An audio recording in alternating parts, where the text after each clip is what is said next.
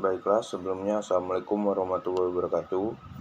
Izin memperkenalkan diri, nama saya Hendri Wiono, NPM 1802091022, Prodi Hukum Ekonomi Syariah kelas B.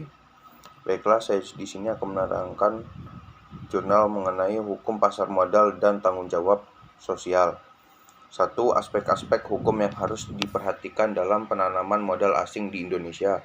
Sistem hukum yang efektif akan memperluas kesempatan berusaha dan mampu mengundang investasi asing.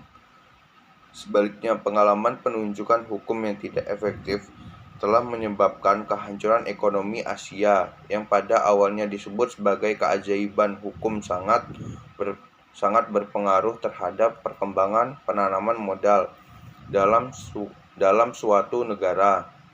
Oleh karena itu, hukum harus mengakomodir perkembangan dunia usaha secara global. Berbagai studi tentang hubungan hukum dan perkembangan ekonomi menunjukkan bahwa pembangunan ekonomi tidak akan berhasil tanpa pembangunan hukum. Efektivitas hukum pasar modal untuk menstimulasi perkembangan pasar terletak pada beberapa faktor, yaitu pembaruan hukum yang variabel dengan kepentingan pasar, otoritas yang kuat dengan penegakan hukum pasar modal, dan perlindungan investor. Faktor yang berhubungan dengan pembaruan hukum menjadi kunci utama karena pasar modal hanya dapat berkembang bila pasar dapat menawarkan produk baru yang murah dan efisien dalam bentuk efek-efek saham atau obligasi. Pembaruan hukum yang dimaksud adalah pembentukan hukum yang nyaman bagi pasar oleh otoritas pasar yang independen dan kuat. 2. Bentuk-bentuk badan hukum dan bidang usaha.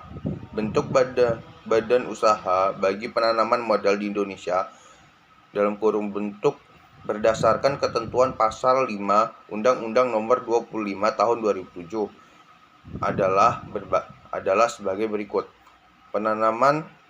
Pertama, penanaman modal dalam negeri atau (PMDN) dilakukan dalam bentuk badan usaha berbadan hukum dan usaha perseorangan. Kedua, penanaman modal asing atau (PMA) dilakukan dalam bentuk perseorangan terbatas berdasarkan hukum Indonesia yang berkedudukan di wilayah negara Republik Indonesia.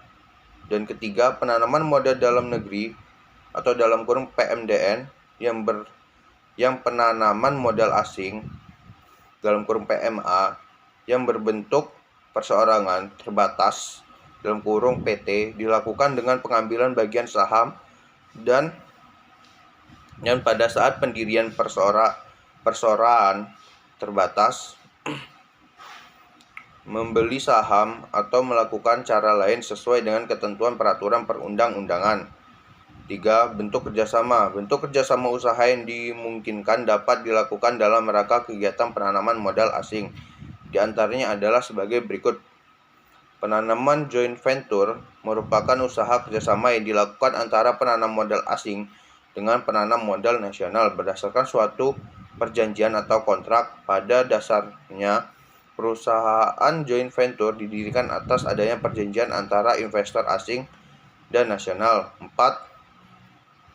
Tanggung jawab sosial investor. Investasi di pasar modal dapat dimanfaatkan untuk meraih keuntungan sebesar-besarnya tanpa memikirkan orang lain, namun juga dapat dimanfaatkan untuk mempengaruhi perusahaan agar menjalankan usaha berdasarkan prinsip-prinsip sosial yang bertanggung jawab.